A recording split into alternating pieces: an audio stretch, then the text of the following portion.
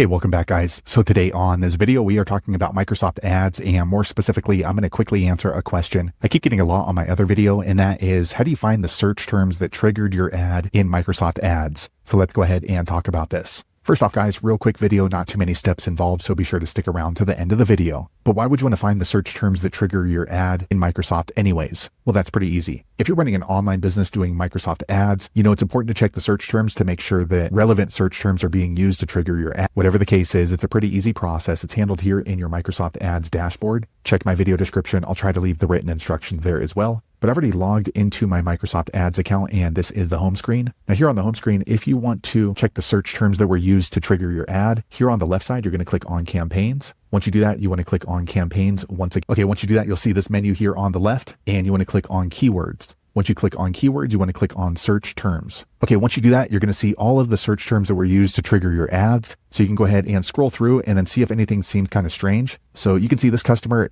process server that I was running ads for. So you can just scroll through and see if anything seems strange. A lot of times you'll see the branded name of a company. And what you can do is you can go ahead and copy that and add it into your negative keyword. So there you have it, guys. If you're wondering how to find the search terms that triggered your ads in Microsoft, that's the easiest way I know how to find it. If you know an easier way, be sure to leave a comment below. Let the rest of us know how you did it. Hopefully you found that video useful. If so, click thumbs up or maybe consider subscribing to my channel, and I hope to see you on the next video. Thanks again for watching.